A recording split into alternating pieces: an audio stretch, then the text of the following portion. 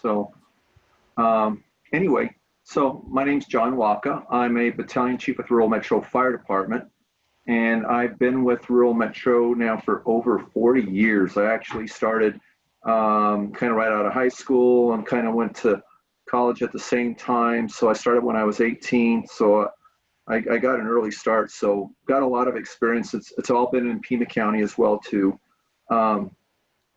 And so I've actually gone up through the ranks. I worked just about everywhere in here in Pima County, except in the town of Ajo, of course. But I've worked North County, South County, out west where we used to be in Tucson Estates.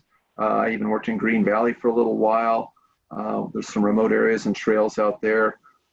So my current position now is Battalion Chief. I've been doing that for quite a while. And I've done different roles as a Battalion Chief as well too. I actually started out as a paramedic, and I was an EMT, and when I started out, of course, every firefighter is an EMT. Went up to the rank of paramedic in about 1984. And so where I really enjoyed emergency medicine at that point. So, and I really got to learn a lot through that, and still working as I still have my paramedic certification now, although as a battalion chief, I don't do as much direct patient care. I'm more of an incident commander now on scenes, and I actually direct crews and basically manage scenes, manage incidences and such. For the last couple of years, I also worked in administration, working as a public information officer, working in public education, and also managing special teams, managing our rescue team, our hazardous materials team, and doing community outreach as well too. So, but now I'm back on shift and working on that, just working on managing incidences and managing personnel as well too, as well as those special teams. So with that, I've got a lot of experience with emergency medicine, especially since we're talking about the heat now and the hot weather.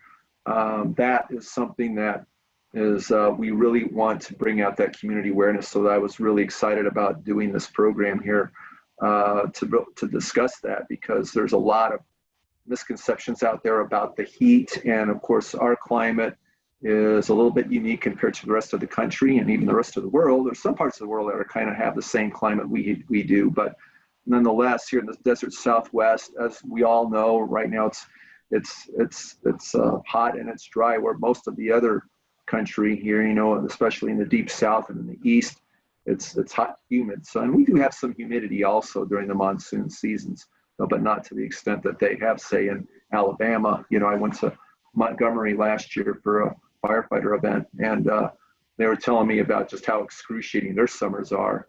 You know, they get into triple digits with high humidity, so that gets pretty brutal out there. But here in Tucson,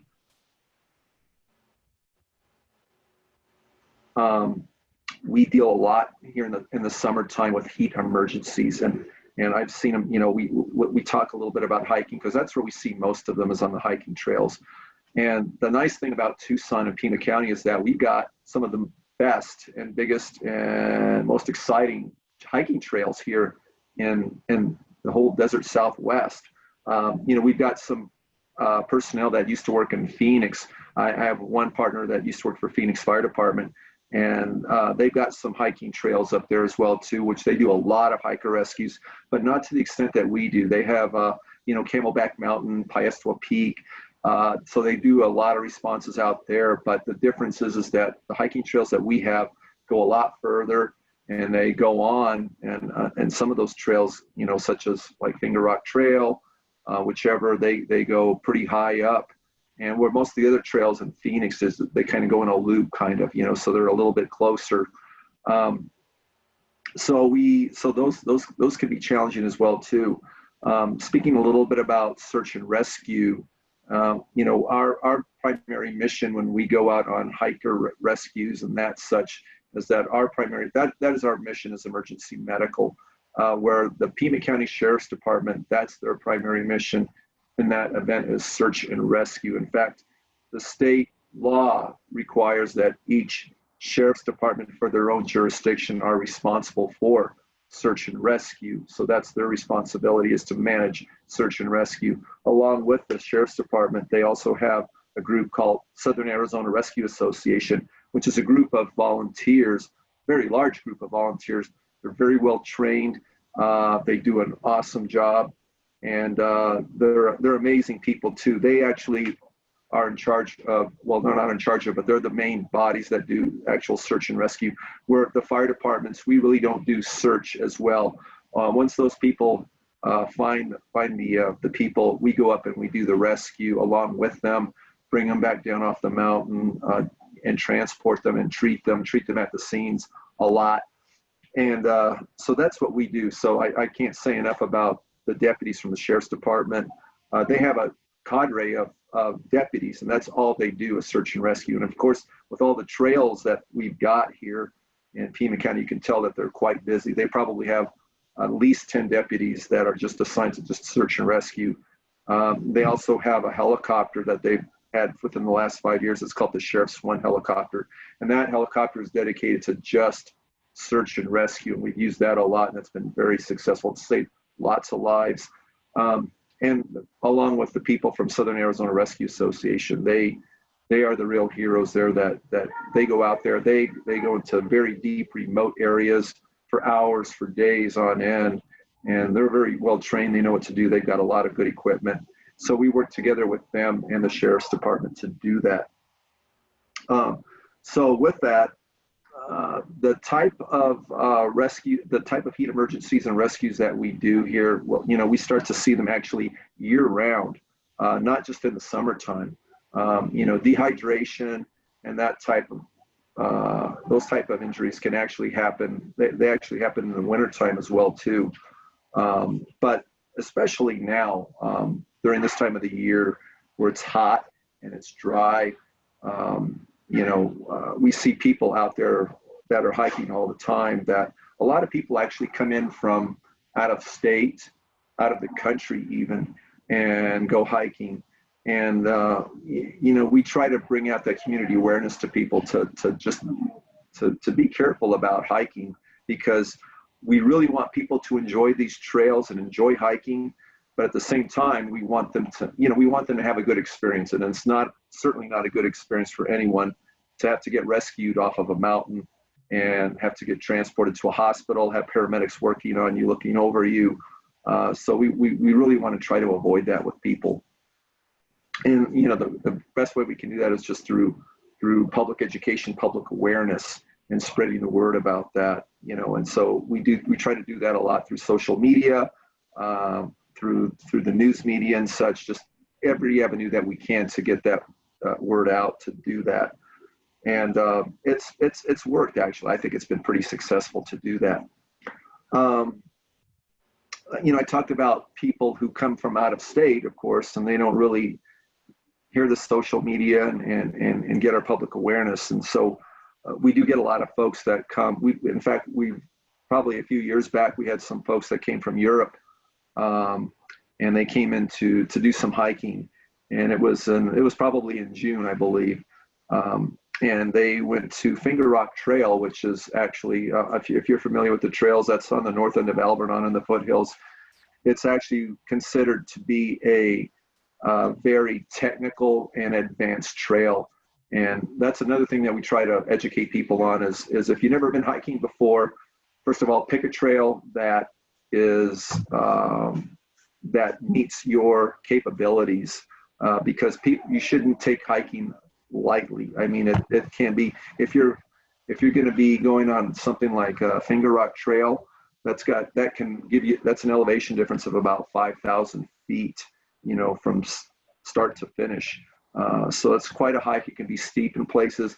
There's sharp rocks, and it's easy to fall if you're not careful. So you got to wear the right kind of gear, footwear, and most importantly, you've got to have plenty of water. And that's something that we see all the time, is people just going down from dehydration really quick. So we recommend that people hydrate the day before, and by doing that, even the foods that you eat, alcohol consumption the night before can all that kind of all that stuff can really weigh heavily on your ability to hike the next day, or do anything in the outdoor weather, in the summer weather for that matter. So like if somebody comes in from Germany, say for example, or wherever, or France, and they said, hey, let's go do some hiking. So of course, the night before, they're going to go out to dinner. They're going to have a few drinks. They're not going to care about hydration, and they're going to go out the next day. And a lot of times it's like kind of a spur of the moment thing. Hey, let's go hiking, and they got lots to do. And they may go out later in the afternoon when it's already, in the high 90s. And, that's another thing we really try to ask people to do too, is if you're going to go hiking early in the morning, if you must do it in the heat, because it's really, the mountains are actually pretty beautiful very early in the morning. So that way you can come back later in the morning before it gets to triple digits. That's what these people do, is they'll go hiking and they're just not prepared for it at all. They're not prepared for the heat, and they overestimate their ability to tolerate the heat and their physical abilities. And we see this all the time. A lot of times people will say, well, I'm in pretty good shape, or I work out all the time in the sun or whatever, so I can't understand why I got overcome by the heat. And it can happen really quickly. And what we usually try to tell people is that if you're going to go hiking, and first of all, you got to bring enough water, you got to wear the proper clothing, footwear. But if you start to feel just not right, if you're starting to feel a little bit dizzy, maybe irritable, you're just not having a good time anymore, that's a big red flag right there that you need to turn around and head back down. Because when you go out on these trails in the heat, and once you go past a certain point, you're pretty much dedicated out there. So if you do get sick and you're, say, 3 miles up Finger Rock Trail, for example, and you start to go down from the heat, it can get really bad really quick. And a lot of people will try to tough it out, and they'll say, well, I'm a little tired, but I think I can make it through. I think I can make it through. And they don't. It just gets worse and worse. In fact, we had, like I said, I mentioned this couple from Germany a few years back that went out to Finger Rock Trail. And they were a young couple. They were in good condition. They were like in their 20s, I think, early 20s, maybe even late teens. And they made it about halfway up Finger Rock Trail. The lady, who was probably in her early 20s, she went into from heat exhaustion into heat stroke very, very quickly.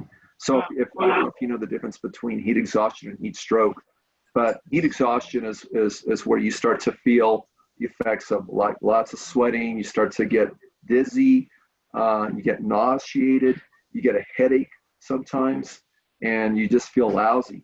And that's a big indicator right there. Heat cramps is kind of an early thing, and you'll see heat cramps a lot in sports injuries. I was a competitive tennis player back in high school, and we'd see heat cramps a lot. But and you see heat exhaustion as well too, because a lot of times we had to play in triple-digit weather. But you see, we'll see a lot of heat exhaustion. This particular lady, she went right into heat stroke. Heat stroke is where you get your core temperature actually goes up. You go up to like 102, 103. This is very, very dangerous when you get into heat stroke, because when you get to that point, you stop sweating, your core temperature goes up, your blood pressure goes up. At a certain point there, you'll actually go unconscious, and you'll even have seizures. This particular lady, while she was up on the trail, she went into cardiac arrest, which means no pulse, no respirations. Her boyfriend started doing CPR on her up there. And of course, doing CPR while you're an hour up on a trailhead in a remote area is not a good thing. He was up there doing CPR for probably 20 to 30 minutes until we could get hikers up there. And in addition to that, we got the Sheriff's One helicopter up there from the Sheriff's Department. And when we got there, we had to pronounce her, because he had already been doing CPR for probably 30 to 45 minutes at that point, and he was worn out from doing CPR. Nobody can do CPR that long and be effective at it. So she was pronounced dead at the scene.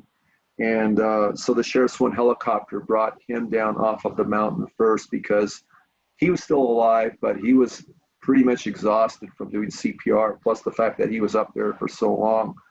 And then we had later brought the lady down, unfortunately, for that. So heat stroke is something that, we actually see quite a lot of over the years, and not just on hiking, but just everyday work as well too. We have a lot of people that go out there and work in this kind of weather every day. Of course, we see roofers, we see people in construction, you name it. In fact, years ago, I had a situation where we were at our fire station, and it was in June. It was I was up on the north side, and a garbage truck had pulled up in front of our station out of nowhere, and we were wondering, well, what's going on here? And they actually brought out an employee, and they actually carried this unconscious employee to the front of the fire station. They said, hey, this is one of our employees. It's his first day on the job, and he was unconscious. He was not in cardiac arrest, though, but he actually, he was in seizures, grand mal seizures. So we immediately loaded him up in an ambulance and started treating him, got him to the hospital right away. And that was a classic case of heat stroke right there. He did survive, though, this particular gentleman. And he was in his early 20s. He was in really good, he looked like he was in good condition. But of course, if it's your first day on the job, you want to impress that upon people that, you want to show off what a hard worker you are. And that's what he did. And unfortunately, he got really sick for that.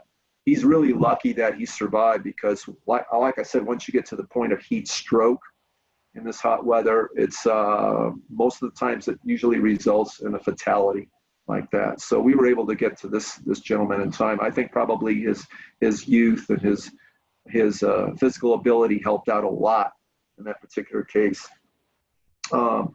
We also see athletes doing the same thing too. And a lot of times with people, they may have pre-existing conditions that can cause early onset heat exhaustion and heat stroke, for that matter. So we also want people to use caution if you have any kind of conditions, cardiac issues, respiratory issues and things like that, to be very careful in the heat as well too. We actually had a 17-year-old boy who he worked at one of the fast food restaurants, and he was quite an athlete. This young man, he would actually run to and from his place of employment every day in the heat, and he would do a 3-mile run to work, do his job, and then he would run 3 miles back home. And I guess he was some kind of a cross-country runner or something. On this particular day, he actually ran to work like he usually does. As he walked into the store, he immediately went down into full cardiac arrest. We had to, we got there, we started working on him right away and transported him to the hospital. He passed away. We could not bring him back. And he actually had a congenital defect in his heart that was obviously a contributing factor to that. It's too bad that they weren't able to, recognize those defects. And that happens with young athletes a lot of times too. So once again, people with pre-existing conditions, use caution with that, because we really want people to enjoy their time out in the Arizona weather, especially on the hiking trails and such. Now with that, I'd like to say that people, when they try to estimate what their abilities are to do work or to hike, or sometimes people ask me and they say, what can I do to enhance my ability to, play sports in the heat or work in the heat or go hiking in the heat? And that's really kind of like an individual thing that everybody's different with that. A lot of times people have different tolerance to heat. They have different tolerance to exercise. And you can build up those tolerances to an extent, like for example, like myself, I used to work and play in the heat a lot as a youngster. And so I would I had a good tolerance to the heat and to that. However, other people, such as my wife Susan, we went hiking one time out there in at Catalina State Park, and she was really eager to go for a hike. And however, she wasn't able to complete the hike after about 10 minutes in the heat. She started to feel the effects right away. So I managed to get us to turn around and come back down. And she was in a lot of distress on the way back down, but we at least were able to recognize it before it got too late. So, some people just don't have a good tolerance to heat and exercise, and other people do. I've seen people on the hiking trails. We go out to Sabino Canyon and Tanque Verde Falls, Redington Pass, where there's a lot of very popular hiking out there. And I see people in their 70s and 80s that are out there hiking in triple-digit heat, and they do quite well. I mean, because they have that tolerance, and they have that physical fitness, and they have that experience, and they know their bodies, and they know what to do. So age isn't really always a factor. And we see people that are in their teens. Of course, we see a lot of high school kids that go out there. They consume alcohol. They don't care about hydration, and those are the ones that get into trouble. They start to get dizzy. They will compound that by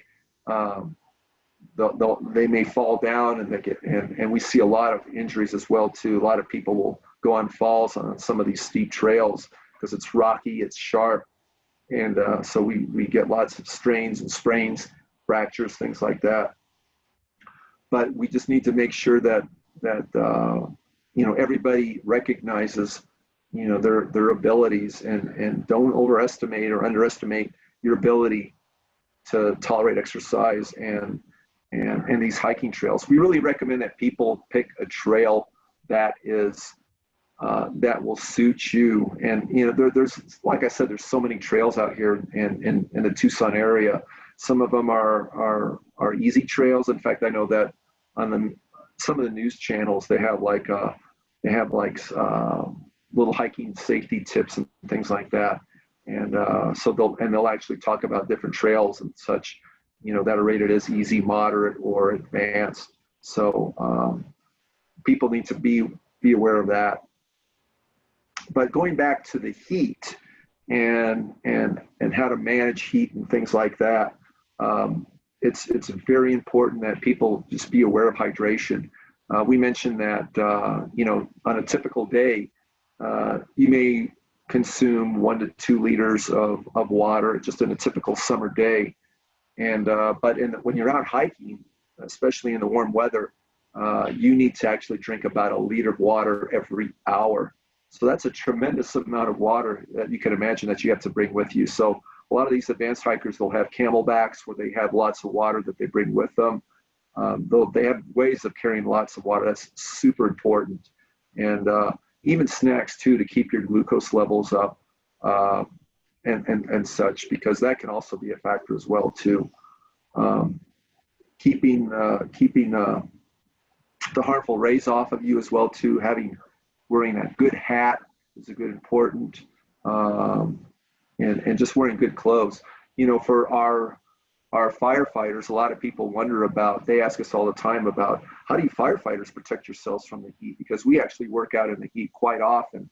And, we actually have a standard operating guideline that we've developed throughout the years to protect us from the heat. So say if we're on a house fire or any brush fire, something that's an extended operation in the heat, we have a written guideline that protects the firefighters, to where they have to, after, let's say on a house fire, we wear self-contained breathing apparatus. So after so many minutes or so much time wearing self-contained breathing apparatus, wearing all that heavy gear, you're required at that point to go into our rehab stage, where we have a rehab unit set up at every fire scene, where we have chairs set up, water misters, water, hydration, and that type of thing. And we also have paramedics that check their blood pressure, their vital signs, their pulse oximetry, all that kind of stuff, before they go back out and continue working. So that helps a lot. However, in spite of that, we still have a lot of firefighters, not a lot, probably less now than we used to, but we still have firefighters that get overcome by the heat because, we're wearing, like when we're doing structural firefighting, we're wearing heavy gear plus self-contained breathing apparatus. So that's an extra 40 pounds of protective clothing that we're wearing. When we're out doing hiker rescues with the Sheriff's Department and with Sarah, we have like a long sleeve. I don't know if you've seen us on the news clips and such. We have long sleeve, bright green shirts, so they're highly visible. Helicopters can see you from a great distance, and they're long sleeve. It's made out of a material that wicks away. We also have specialized hiking boots that we provide these folks with too, which is super important, and headgear as well too, hydration, camelbacks, things like that. So we've actually had very few instances of firefighters going down from heat-related emergencies from that. And they also know the value as well too of taking care beforehand, doing lots of hydration. You never want to wait until you're thirsty to drink water here in this heat. You want to always be thinking about that, always having that in the back of your mind if you must work in the heat, such as firefighters do, or if anybody who's in construction who works out in the heat. Very important. So just be aware of that. And so that's really a key thing there is just knowing about your limitations and knowing what you can do ahead of time to prepare. And most importantly too is being aware of the signs and symptoms of a heat-related emergency, what's going to happen to you, what it feels like. And we don't want you to really know what it feels like, but if you start to feel kind of irritable, if you're starting to feel dizzy, nauseated, starting to get a headache, just not having a good time when you should be, that's a big red flag right there that you need to stop. You either get inside if you can, or turn around, or stop, get in the shade, start to cool down. Because if you catch it early enough, then you can actually reverse that pretty quickly. If you're fortunate enough if you're in town, you're working in construction or whatever, and you get hot and you start to feel those signs and symptoms, get inside, get cooled down, get some water, maybe some carbohydrates in you, and you can reverse that pretty quickly. Kind of hard to do though when you are out hiking and you're like a couple miles up a trail in the middle of nowhere, and you got to bear in mind too that for us rescuers to get to them as well too, that's going to take us some time. It can take us sometimes up to 20, maybe 30 minutes to do that. And we also ask people when they go hiking, when they get in trouble, they're very tempted to either try to hike back down or get off the trail. And that's also a dangerous thing too. The Sheriff's Department really recommends that if you get into trouble on a trail, stay where you are. And once we get in touch with you, we can get to you, because it's kind of hard for us to try to locate a moving target. So try to stay where you are. But just most importantly is prevention is the best medicine right here. John, I have a question. Yes. Well, I did want to say that I'm glad you brought up that it doesn't matter the age, because we particularly have seen younger hikers in flip-flops. I have no idea how people think they're going on a long hike in flip-flops. It always amazes me. But I don't know if you remember this case, and this actually happened in December 2018, John, but it was about the gentleman that lives in Vail that had Parkinson's, and he went out for a bike ride and never came home. And they found him 14 days later in a wash. It was actually somebody from the Sheriff's Department that lived in the same development that continued going out every day, combing the area, and he finally found him in a wash. Do you remember that case? And I do remember it. I wasn't a part of that call, but I do remember that though. Yes. Yeah, and that amazed me that he was really not far from home. And that with the search and Mhm. rescue, they could not find him. I don't know how, that's probably not very common, but he did wander off. He No. just, so he had dementia, mild dementia with his Parkinson's, and he must have gotten confused and disoriented, and then he couldn't find his way, and very sad case. Anyway, I just, I don't Yeah, know. very sad case. And Yeah. but yeah, in that particular case, that we try to go off of as much information as we can from the family and friends and such, to try to get information as to where he may possibly be. Another thing I'm glad you brought that up, because that's another important point too, is that when you're going hiking or going out in the wilderness, is let people know, let your neighbors know, or your friends know, or your family know where you're going and when you're expected to come back to as well too. So if you're going out to Finger Rock Trail, and I expect to be back by noon.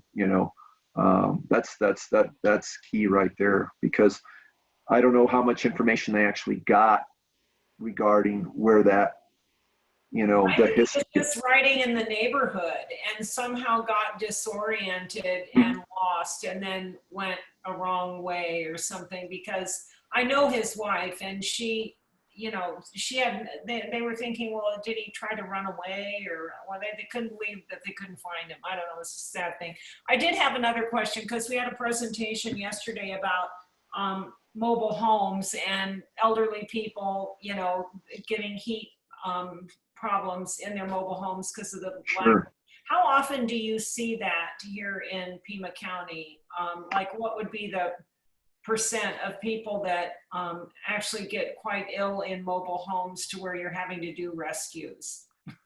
We actually see that more than people think, because a lot of people in some of these parks and such, or they may just live in a mobile home out in a remote area, and sometimes they don't have proper heating and cooling, and or they just don't have the ability to maintain that home. And so we do see that a lot. We don't see a lot of fatalities as a result of the heat from being, inside, but it can get actually worse inside a mobile home or in any type of a structure, with no heating and cooling.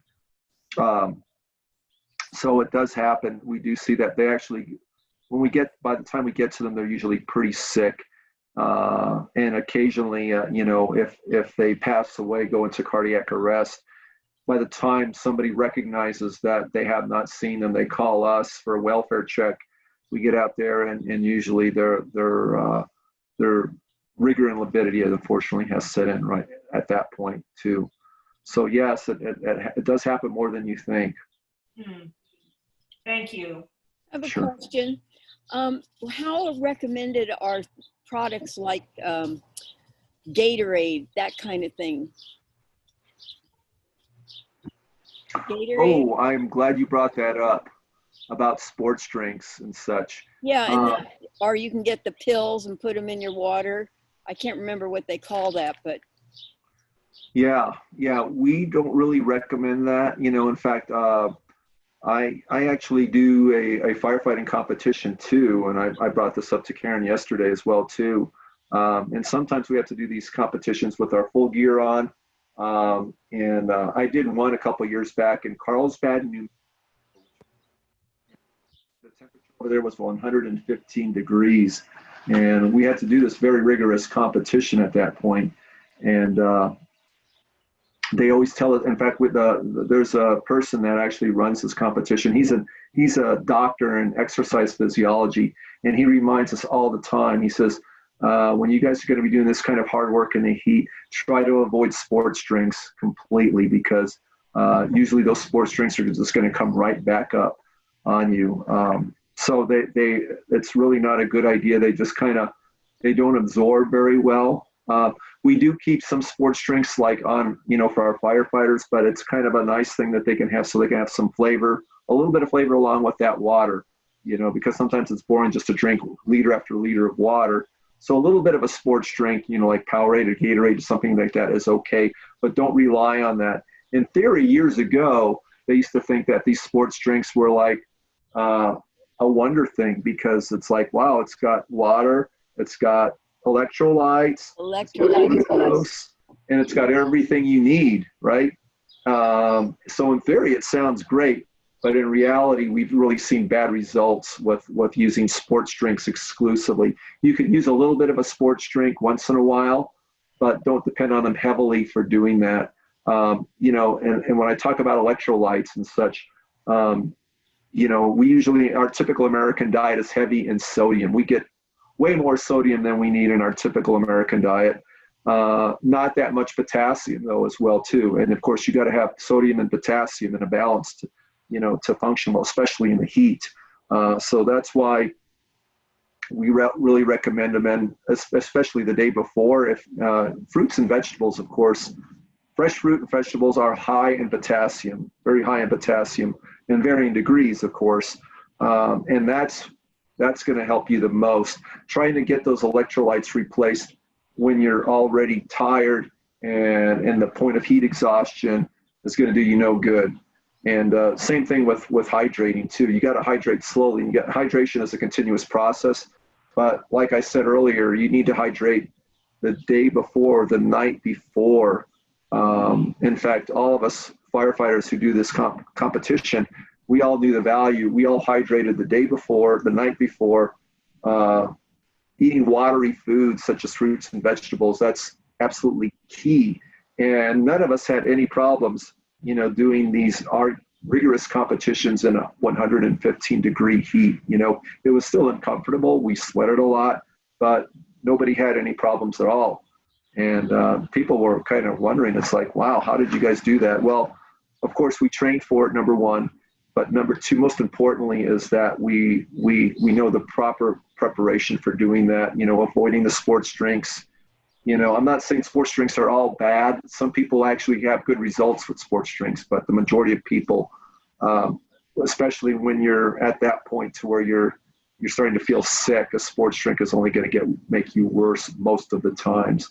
I'm not saying, I know there's some people out there that say, hey, I swear by sports drinks and they work great, but most of the times they don't. Okay, so getting your nutrients from natural food, you know, that potassium, that's really important in the Arizona heat, I think, because that's the one, that's the nutrient that we're most lacking. You know, in the old days, like back when I was in high school in the 70s, the coaches were always telling us to take salt tablets. You know, in fact, they had these salt tablet dispensers on the gym walls. And so, yeah, take a salt tablet if you feel bad or before you compete. And a lot of the guys were throwing up from doing that because they've already got enough salt going on in their system. Well, they do the salt thing when people are doing, I sound like I'm no? Okay. When they working in factories, like really hot factories, they have that on the wall, or for the people to have the salt. Yeah. Well, that's old school. It is though. I mean, it's like, I know some people still, you know, and everybody's a little bit different. Some people might have gotten used to it. They've been hardcore salt pill people since they were youngsters, and they're probably still doing it. But it's really not necessary physiologically. You know, like I said, you've already got enough sodium, and most people do, unless you've got a strange diet. But you know, like I said, most of our foods, especially processed foods, are heavy in sodium. So you really don't need salt tablets. I have a question. Yes. I find that I'm fairly heat intolerant. How can I build up my heat tolerance? Okay, very good question. And that's what a lot of people ask about that too. And you can do that as well too. First of all, number one, by following the proper nutritional guidelines, hydrating the night before, and, you know, start out easy, and you need to start out gradually. A lot of people who want to build up their tolerance to the heat, they get out there and they just push themselves. Don't push yourself. Start out easy. Start out, you know, in the morning, late morning, and start by doing just some light walking exercise in the weather, in the summer weather. And once again, but just be very wary and know your limitations about when you start to feel dizzy, when you start to feel weak. If you're just not having a good time anymore, that's when you know you need to get inside and start to do that a little bit every day.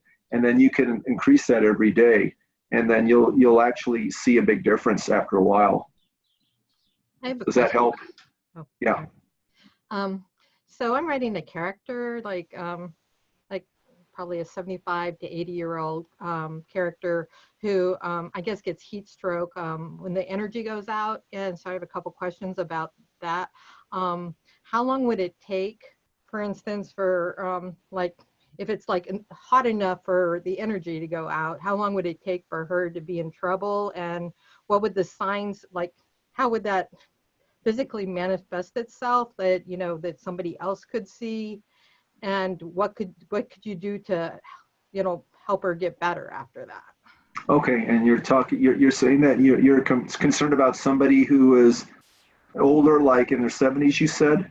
Yeah, or older, yeah, like between. Okay, 70 and 80. and are they doing any kind of activities in the heat? No, just sitting in their chair. Okay, well, if they're inside, they should be okay.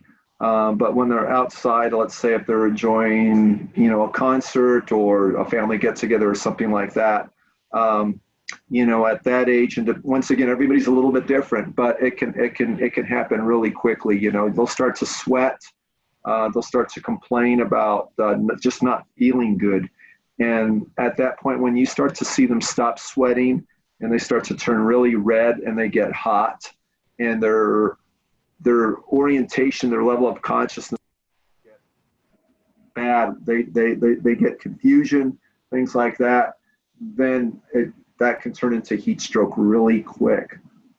So those are the signs you need to watch out for, is their level of consciousness for the most part. When they start to feel uncomfortable, then you need to start bringing them into cooler temperatures and and hydrate them.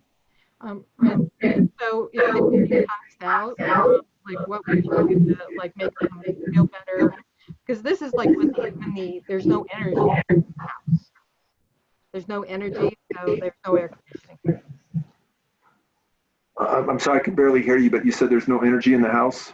Right. So the energy went out, and so they have no air conditioning.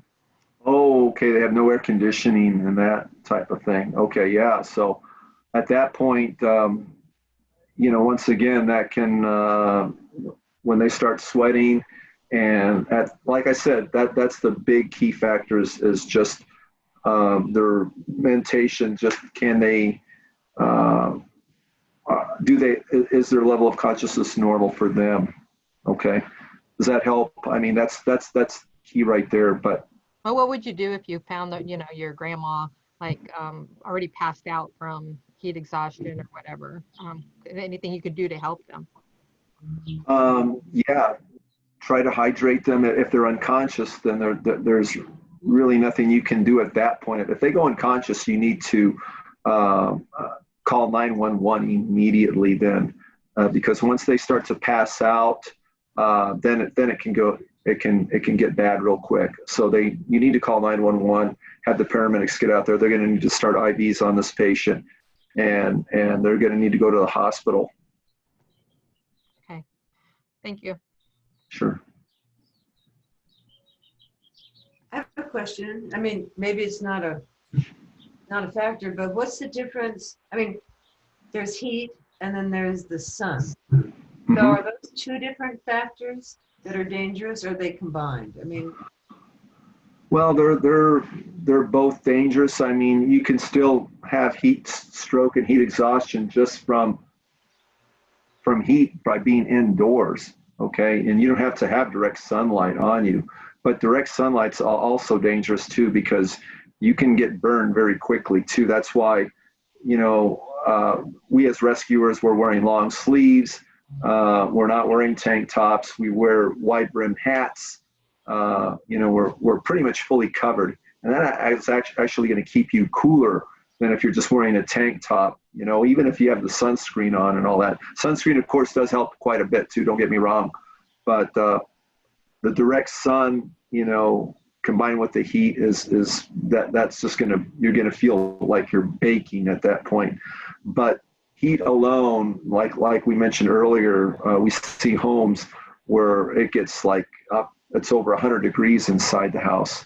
And you can get really sick quickly from that as well too. So you don't have to have direct sunlight in order to have heat exhaustion or heat stroke. Yeah, I heard that heat enters your head first, and so you should always wear a hat. Yes, it does. So, but with direct sunlight, we have wide brim hats, like I said before, all the rescuers do, and that helps tremendously as well too. So as well as just covering your body. A lot of people think that it's the best thing to do is just to strip off the clothes, but that's not really good. In fact, you even see this with dogs too. Some, I'm a big dog lover, but a lot of people think that some dogs have really, really long hair, and some people think that those dogs are actually suffering the heat. Well, of course, all dogs suffer in the heat, but sometimes those really long, thick coats actually protect dogs from direct sunlight and actually insulate a cooling on them. So kind of the same thing when we're wearing clothes, like you see cowboys that work out in ranches and stuff, and they're working out in the hot sun, and they wear long sleeves all the time. They're fully covered, and that actually protects you pretty well. Yeah, I lived down by the university for a while, and it was always funny to see co-eds wearing hardly anything. I'm thinking, well, you're going to get a real bad burn for sure. Mm-hmm. Oh yeah. That's kids. I mean, they want to get tanned, and they think that, oh well, all these heavy clothes are just going to make me hotter. Not really the case, though. Yeah, I've worked in UAE, United Arab Republic, and everybody there is covered literally from head to toe. And you would initially think this is crazy, but it's a truth. But yeah. I just moved out here from Virginia in October. In December, I was in the emergency room in St. Mary's. I'll kind of tell you why.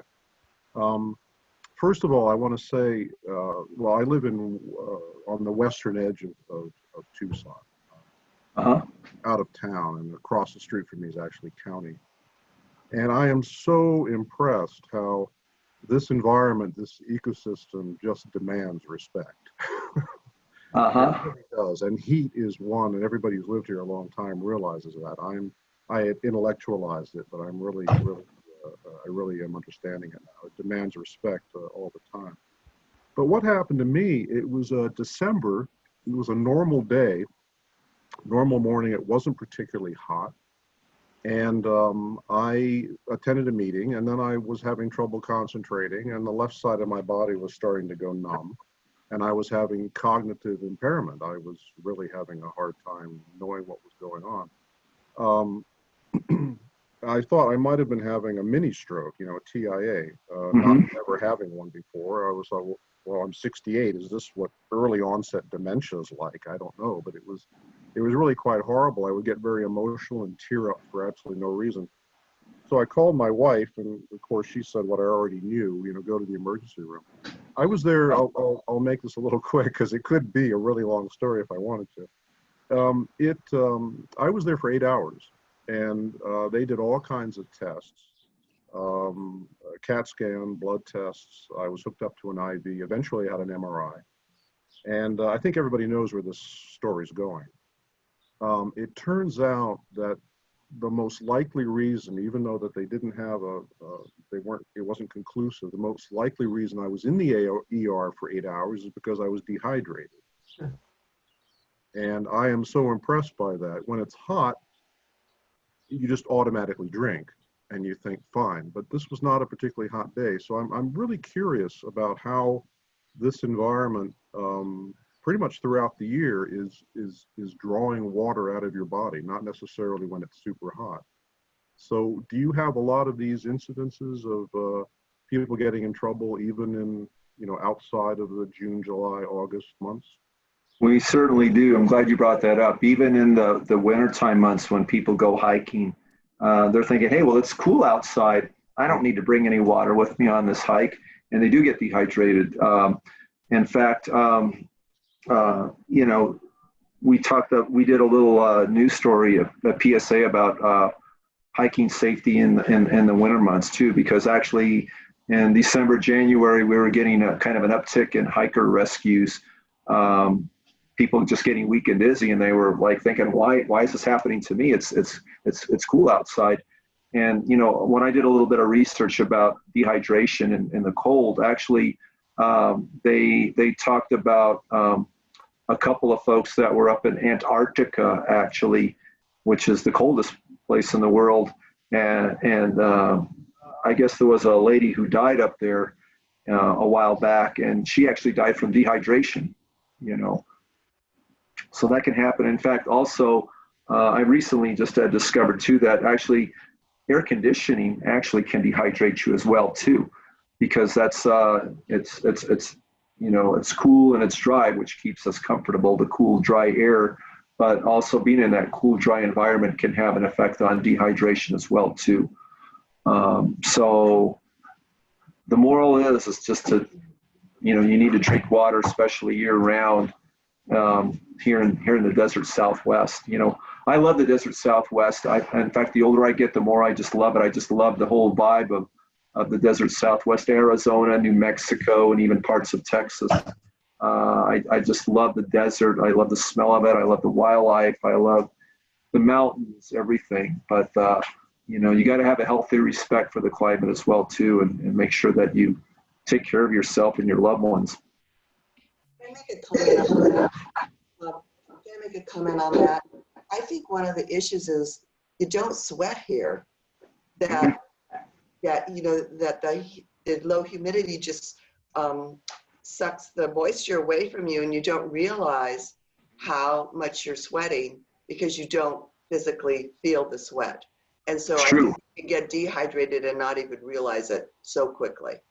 True. Yes. In fact, yeah. With low humidity, like it is today, that your sweat basically evaporates, so you really don't sweat. I mean, you are, but you just don't really recognize it. You know, you're not sweaty. You know, your clothes aren't sweaty, like it would be in July and August when the monsoons come up. Then it starts to get a little bit, you know, humid, and not like it does in Alabama. You know. And I know some of you probably lived in the Southwest or the desert or the deep South for a while, where it gets really humid. It doesn't get to that point here, but over there they're sweating all the time. But they get used to that too. They get acclimatized to that. But like here in the desert Southwest, you're still sweating, but you just you're not feeling it because it evaporates so much. Yeah. You have to drink water. Could it be iced tea? Well, good point there too. You know, all fluids help to an extent, you know, so the thing about iced tea is that tea has caffeine in it as well too. So caffeinated drinks can have an effect on dehydrating you as well too, because caffeine is a mild diuretic. So be careful about that. You can drink iced tea. I wouldn't recommend bringing a jug of iced tea with you when you're hiking or working. You know, it needs to be just plain water. But you know, iced tea is okay in moderation, but just be careful of anything that's caffeinated. You know, sodas are absolutely terrible though. When I was a kid, I used to drink soda all the time, and some of those sodas are loaded with caffeine, you know, like the Mountain Dew and the colas and things like that. So that's one thing I really tell people to avoid. Some people, they'll just, like, when they're thirsty, they'll just run for a soda and guzzle that. It's like not a good idea. On that point, what about, I love sparkling water. Where does that fall in that category? You know, yeah, like Perrier water, things like that. You know, I don't have that much experience with that. It's probably not bad. I really haven't heard any really bad things about using sparkling water. Once again, I wouldn't use it when you're out, when you're out working. But, you know, like but just around the house and such, like during periods of low activity, sparkling water is perfectly fine, but it cannot be good when you're really thirsty though. Good to know. I get to have sparkling water. You can't have iced tea. All right. We had a couple other German tourists. 3 of them went hiking and 2 died.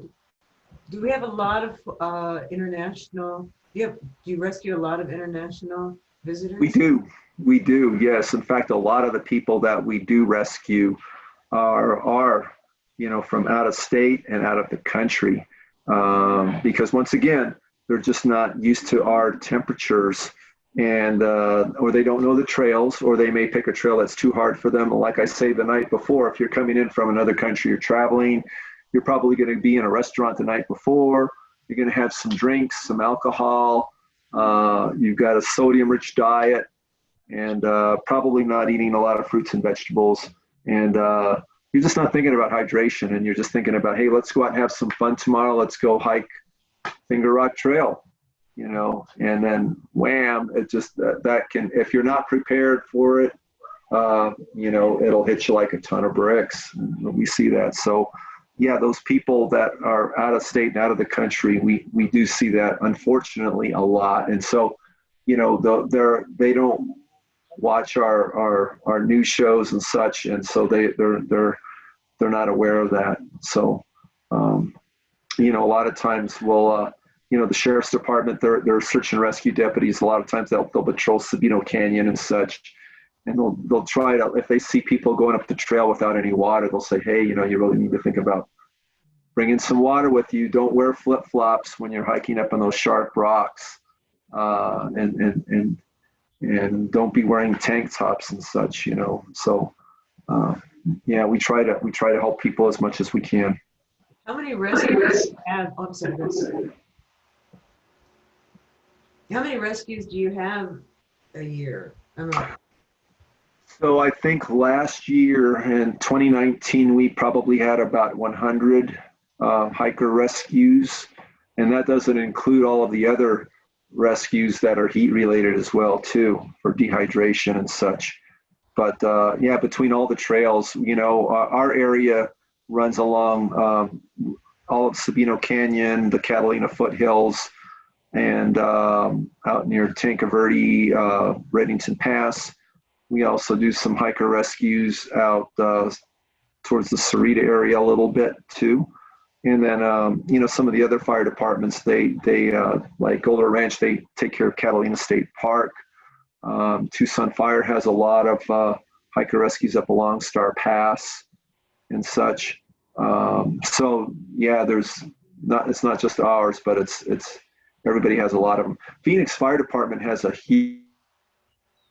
huge amount of rescues too, because they've got Camelback Mountain and Paestoa Peak. Those are the 2 popular ones. So they run into probably 300 to 400 rescues a year, just mountain rescues alone. Yeah, so it's a lot. I interrupt. Somebody was going to ask a question. It wasn't me, but I want to thank you, John, very much. I'm going to leave, and okay. I'm going to keep drinking. So thank you. Good job. Okay, and thank you. Yeah, I heard. I like to ride my bike in the late afternoon in the summer, like 5:36. And I do too. Yeah, I like that. I like that time of day. And I heard that if I come home, and this is going to be indelicate, if I come home and I don't have to urinate, then I'm dehydrated. Yeah, that's true. That's true. Yeah, you need to monitor that, because even, in the early evening, like say today, for example, it's still pretty hot out there right now. Yeah, keep an eye on that. Make sure that you're urinating frequently and that it's not too dark. The goal is to keep it light colored. you know. So that's, Yeah. I know that's not the typical conversation that we like to have, but it's very important, though. It's a good way to monitor your hydration, though. It is important to do. So we have any more questions? Let me see what. Any more questions? Any tips? We talked about some tips. Food, I mean, glucose, what, so a little bit of sugar? Is that what you're saying? Snacks? Is to use glucose and sugar? No, what kind of snacks? Oh, what kind of snacks? Okay, like, Salty, you know, not too sweet, not too. yeah, you know what I actually really recommend is snacks that like trail mix isn't too bad because it's got protein in it, you know, nuts and seeds and things like that, raisins. That's kind of a, you know, it's got to be kind of food that's kind of convenient too. You know, like if you can bring certain types of fruits with you, that's a good idea. Really like that, but that's hard to do. Bananas are great, you know, but bananas get mushy and things like that. But if you can carry bananas with you in trail mix and things like that, even an occasional candy bar isn't going to really hurt you too. It's kind of high in sugar, but that's okay, you know. Now, So I'm sorry. Did you say go you're ahead. from Tucson? You grew up in Tucson? I did, yes. So is it hotter now? Do you feel it? Do you notice the change in the? I do actually. It seems like it is getting hotter. You know, it's, you know, if you watch the weather reports and such, sometimes they'll compare our heat.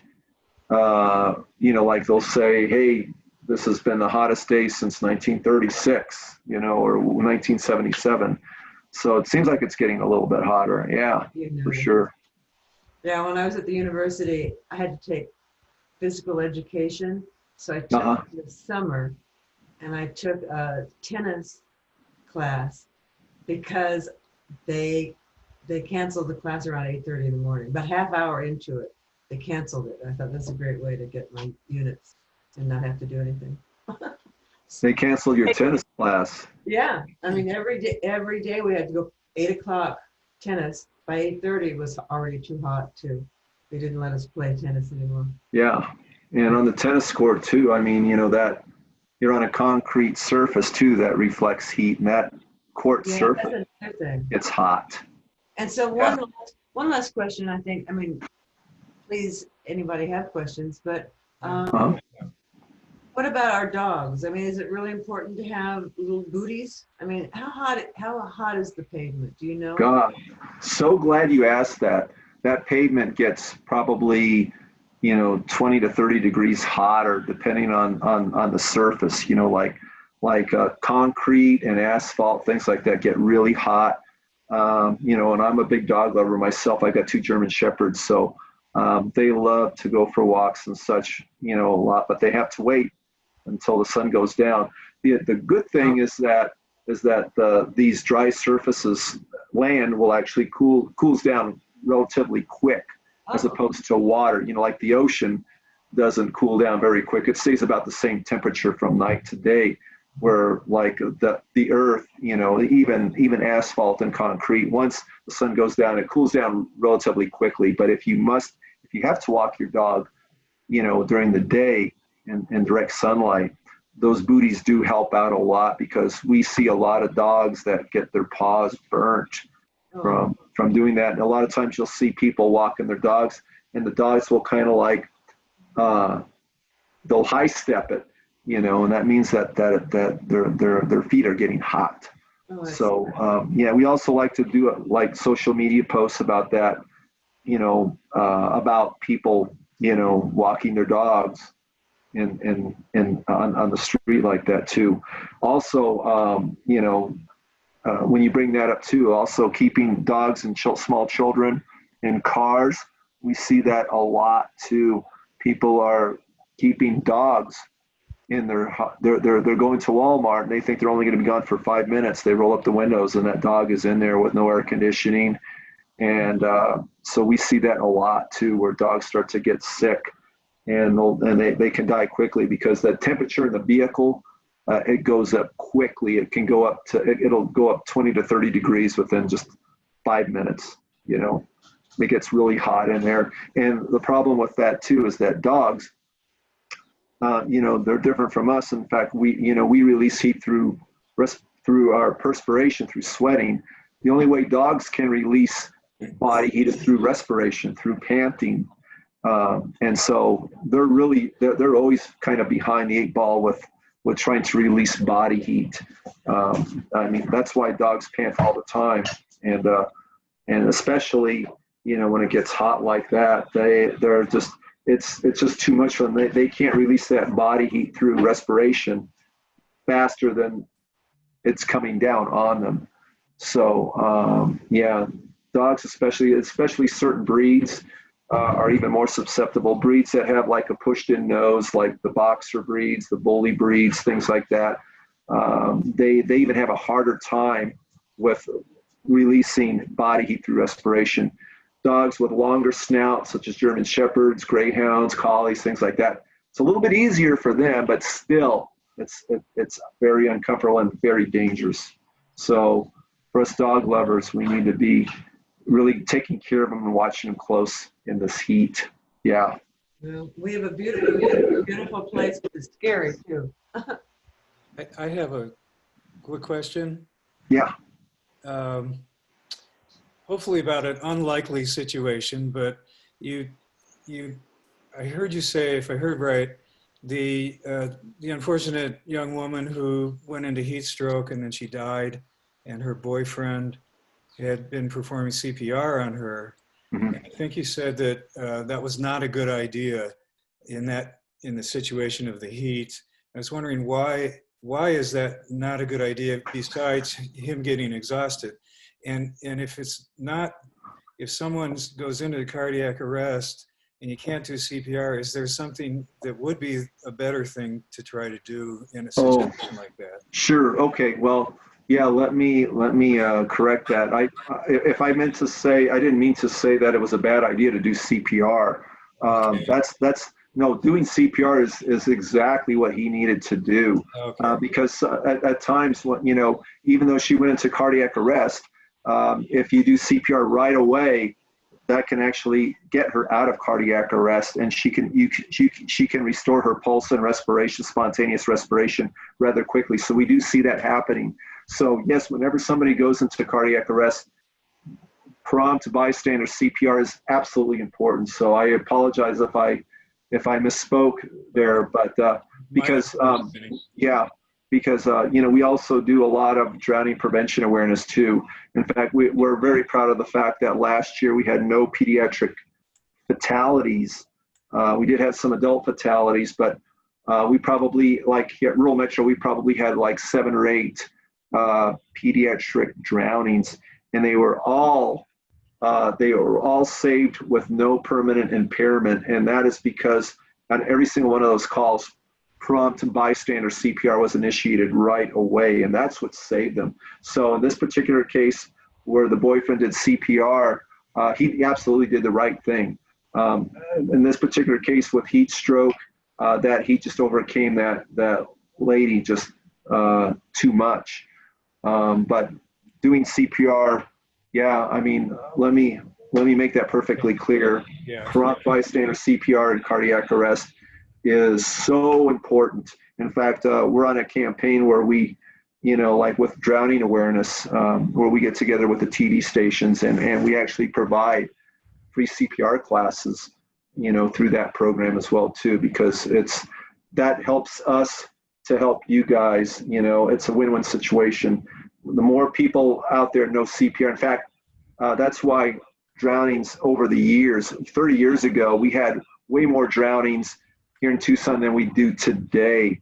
And we had half the population 30 years ago that we had today. So we had half the population, more drownings, and that's because not that many people knew how to do CPR. They weren't aware of how important it is to ice kids when they're in the pool. But now we have that, you know, even though we've got twice the population now, we've got twice as many swimming pools, public, private swimming pools out there.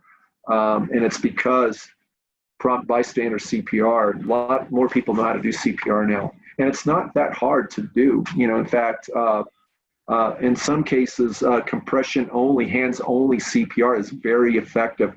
Where in the old days it used to be CPR, you had to do mouth to mouth and chest compressions. We're finding out now through the latest research that in a typical cardiac arrest situation, just doing compression only CPR is very effective. It will double that person's chances of survival. The only time that's different is in a drowning situation, because if somebody goes into cardiac arrest from drowning, they're going into cardiac arrest because of hypoxia, because of no respirations, no breathing, right? So if you're going into, if your heart stops because of a lack of oxygen, you've got to get that air. So in a drowning situation, mouth to mouth along with compressions is very important. In a typical cardiac arrest situation, if somebody were to just pass out from a heart attack and go into cardiac arrest, compression only CPR is effective. Any way you can do CPR, as long as it's done as quickly as possible, that's what's important. In the old days, they would wait till the paramedics got there to do CPR. But that's, CPR's got to be started right away. As soon as that cardiac arrest situation is recognized, start CPR, and you'll double that chances of survival. I have a question, John. Yes. How well do you think our community is for a regional power outage in the summertime, where the grid goes down and it's 100 degrees outside? Wow. Yeah. I don't know if I can answer that question, but it sounds scary though, yeah, that's a good question though. And that would be something where we would have to, make sure that we get the word out to people. That's a public education type of a thing as far as how to survive in that type of a situation, staying indoors or staying in the shade anyway, and making sure you've got good ventilation, making sure you're hydrating and taking care of yourself. But yeah, that's. I'm with an organization, Physicians for Social Responsibility, and we do trainings in neighborhoods to help people think about preparedness ahead of time with all the resources you would need to deal with a situation like that in your home and your neighborhood, knowing who's vulnerable in the neighborhood and how to help each other. But we're not very broadly out there, and I'm wondering if you can think of a way that we can get that kind of education in the community out there a lot further. That's really, really a good point, because I don't think we think about that much though, but that could be that could be a serious situation though. I remember a few years back when it was probably closer to about 5 to 10 years ago, we had really freezing temperatures. It was down to like in the early 20s and teens maybe, I think. We had one day, and we had a lot of burst water pipes, and along with that, we also had a lot of Southwest Gas actually had an outage as well too, mostly on the east side. I don't know if you remember that. Right, in the foothills. And a lot of people went without natural gas. So I mean, for those people who depended on gas to heat their water and such, they didn't have that. They had cold water for some number of days, and so that's really not life-threatening, I guess, but it's kind of an example of what can happen. And that's probably a question I'm really not that qualified to answer, because I think that Tucson Electric Power, I would imagine they've got some kind of a plan in place, some kind of a procedure for that, for an outage, something like that, I would imagine. I don't know if it's regional. It's the regional grid is very vulnerable to extreme heat, and I don't know that we haven't been able to find a plan. The Red Cross has a plan for dealing with shelters, but we can't have everybody shelter. And right, I know that the Pima County Office of Emergency Management, that's their primary role right there, is to deal with those kind of situations. So they may have some kind of a contingency plan for that. Good. We're always looking for more people to collaborate with on something like Sure. this. Yeah. Yeah. How about cooling centers? Does the city of Tucson operate cooling centers? I think they do. You know, we don't really operate with the city of Tucson as much. We're mostly a county fire department, but yeah, I have heard of that. You know, where sometimes during extreme heat like we're undergoing now, I've heard of that. There are cooling centers, and if we had an emergency and we needed cooling centers because the grid was down, the Red Cross is responsible for assigning where those are, but they won't tell anybody else. They're in schools and they're in libraries, and they want to maintain control, obviously, about where people will go. But not everybody can go to a cooling center.